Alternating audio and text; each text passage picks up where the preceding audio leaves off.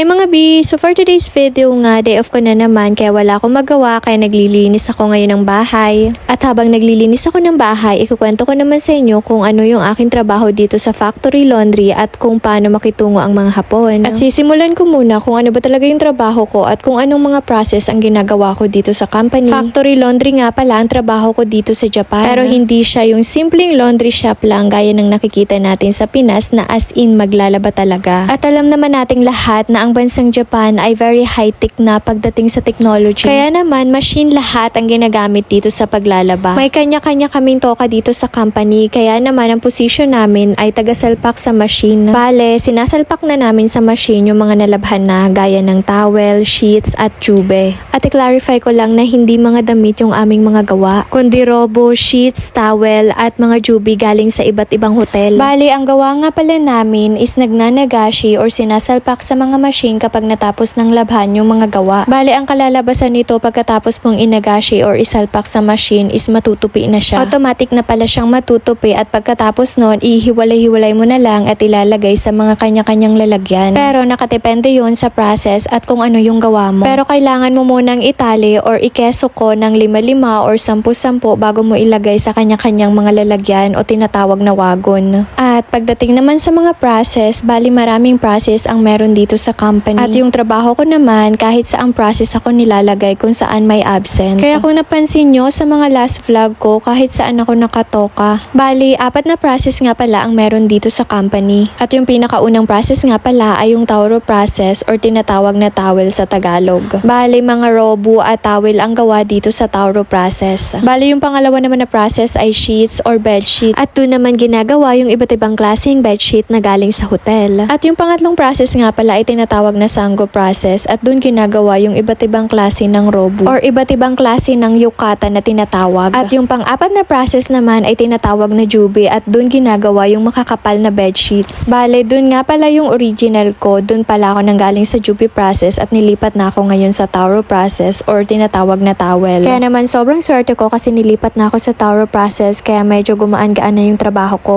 Medyo mabigat kasi talaga yung trabaho namin pero sa una lang yun, pag tumagal-tagal na masasanay ka din. Pero worth it naman lahat ng pagod namin kasi sumasahod naman kami ng tama at maayos. At sobrang swerte din kami pagdating sa company kasi sobrang generous nila. Hindi ko na ma-explain isa-isa kung gaano ka-generous tong company pero sobrang swerte talaga namin kasi dito kami napunta. At pagdating naman sa kung paano makitungo ang mga Hapon, parang Pinoy lang din, merong mabait, meron ding hindi. Pero since mababait sila sa aming mga Pinoy, wala akong masabi. At depende din sa attitude mo kung paano ka makitungo. Actually, sa totoo lang, sobrang babait ng mga katrabaho naming Hapon dito at napaka-generous. At halos everyday meron kaming ayuda galing sa kanila. Sa sobrang dami ng ayuda, halos punong-puno na yung locker namin at minsan hindi na kami namimili ng pang-snack. And the good thing is, mas nakakatipid pa kami. Kaya naman ang dami kong natutunan sa trabahong to at ito yung pinaka-first time ko na napakabigat na trabaho. Nung una din, sa totoo lang, nahihirapan talaga ako sa trabaho pero ngayon, petiks na lang. Assure ko lang pala mga B na ang mga Hapon ayaw nila ng mababagal kumilos kasi pagdating sa trabaho, very hardworking sila. Kaya kailangan mabilis ka kumilos pagdating sa trabaho kasi mahalaga sa kanila yung oras. At isa pa nga pala ay mas madaming responsibility yung may mga mataas ang position dito. Hindi gaya sa Pinas na kapag manager ka na, nakaupo at mag-uutos ka na lang. Kaya naman yung may mga mataas na position dito, sila mismo yung gumagawa ng madaming actual. Ganito kasi talaga sila kadedicated sa trabaho nila. Hanggang dito na lang. Bye!